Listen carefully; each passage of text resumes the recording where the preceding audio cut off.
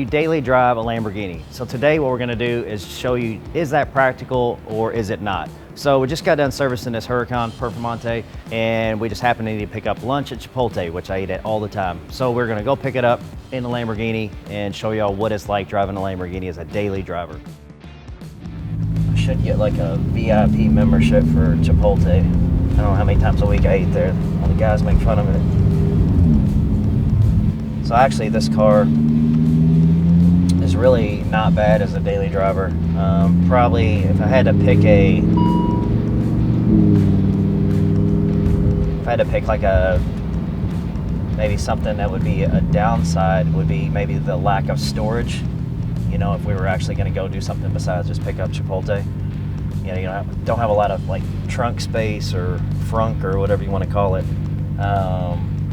So you have to run errands and pick up, anything besides a small amount of groceries or anything like that. You could put some stuff in the front seat and the floorboard, but obviously limited somewhat over what a normal car would be. As far as like driving characteristics, Corsa is more, aggressive. So we'll go on Strada, because Corsa, it's louder. It rides a little rougher, shifts are more harsh. So maybe if you actually just had to daily drive it, I can see where that would possibly be maybe uncomfortable for some people. So we'll put it in Strada, which would be the car's most, comfortable, street-friendly version. And also keep in mind, this is a Performante, so this is the most aggressive form of the Huracan, the most sports car, race-oriented version. So there's always a lot of comments like, what is my daily driver? What do I drive? Do I drive a Lamborghini? No, absolutely not. I do not drive a Lamborghini. I'm a mechanic, unfortunately, so I drive a 2019 GMC Denali 3500 HD dually. So actually, I drive fast cars all the time because I have to tune them. You get used to it after a while, so the appeal is not what most people think. I love Lamborghinis, but I've worked on them for a long time. So I've driven every model a bunch of times. So it's not gonna say it's not like just whatever you do, you kind of get used to whatever it is. So I still love them. I'm passionate about them, but honestly, I love driving my truck, and it's super useful for whatever I want to do. So yeah, that's what I drive. Don't have a Lamborghini. I do have a Hayabusa that I built years ago. I never really drive it. I kind of built it, and it's more decoration than anything. The Huracan's actually would be a much better daily driver. So typically the stuff that I would do on a daily basis is, I don't really go a lot of places, honestly. Like, if I leave the shop, it might be to, I might go to the gym, which, that consists of nothing more than a gym bag. I might run out and get food, but typically, like, I don't run to Chipotle. Usually have somebody run, and go get it, so I can stay and work. I don't really go to the grocery store, have them delivered by Publix. So I don't really go a whole lot of places. So, actually, daily drive is fairly easy, aside from the kid standpoint.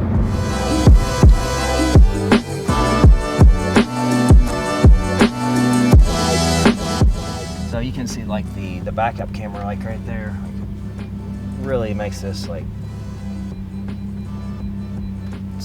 like drastically easier. Actually, with this COVID thing, I use this Chipotle app on my phone here. Let me show you. This is the Chipotle app.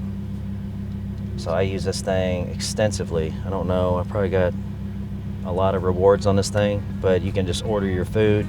And I'm not sponsored by Chipotle, by the way, but the media guys did tell me, what is that guy's name? David Dobrik. David Dobrik. I don't know him. I don't watch a lot of stuff on YouTube.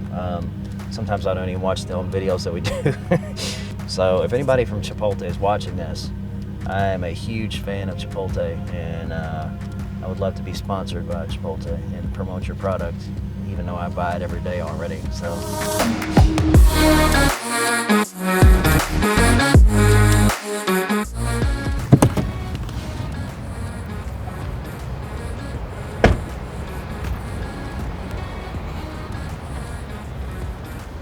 I don't have a mask. I know I'm gonna get some shit for that.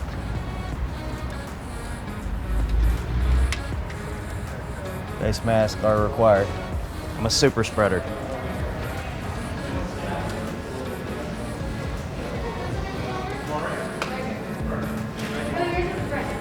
Yeah. All right, hey, how you doing? Good, how are you? Good, thank you. Thank you. See, they know me in here. This is not all my food. This is for everybody at the shop. I don't eat that much. So we're gonna put this in the front compartment.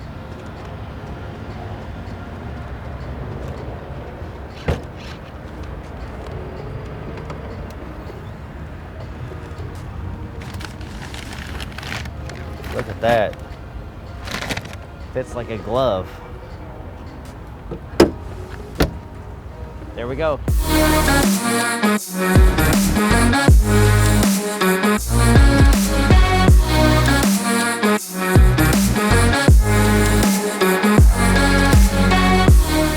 I went to Chipotle to get food and at Huracan, and they got video evidence of me going in Chipotle, no mask, being a super spreader. I'm sure I'll hear a bunch of shit on the internet about that. All right, here's Chalupes. We got, what'd the girls get? Chips and queso. Logan. Veggie, it's definitely Brody. Vegan. Last week or something, I got burritos and I got him one too. Yeah. But he left, didn't eat it or something. So I just reached in, usually I got like a bag of burritos. I was like, damn, this thing's big. So he didn't microwave, took a bite, and I'm like, what the f is this?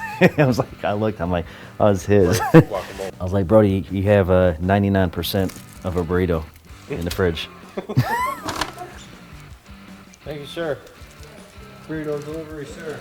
Eric, burrito, right here. You're welcome, buddy. Burrito delivery man. How you doing, buddy? Yeah, this is Duke. This is actually, come here, buddy. He's got a huge head, like 27 inches. It's hard to like tell how big he is in pictures, I think, like compared to person, whatever. So like a basketball is like 28 and a half inches around, and Duke's head is 27 inches. So Nate's, how big is my waist is 28 inches. So my waist is 1 inch bigger than his neck. And Duke like has no neck. It looks like his head is just stuck on his body, but he's a good dog. He's actually like he's 110 pounds right now. He's around 20 pounds underweight. You can see how small his waist is. So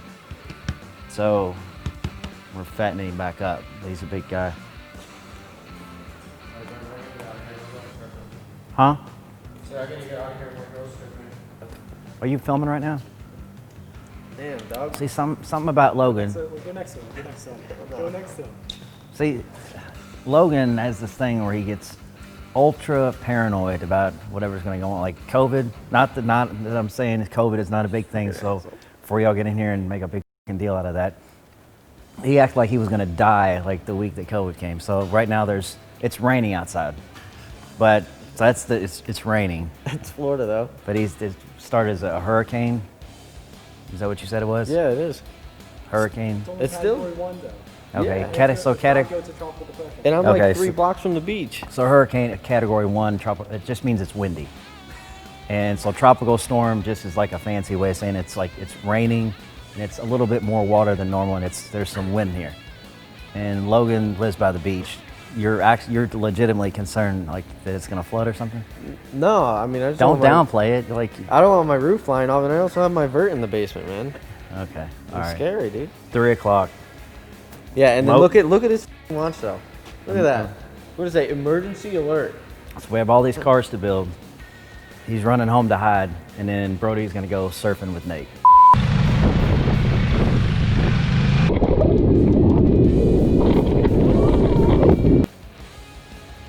Yeah, they should be here actually fixing the cars. Okay, all right. See you, bud. Okay, so one of the questions that comes up when speaking about the practicality of daily driving a Lamborghini or exotic car is actually like the reliability. So, by the way, pardon the noise.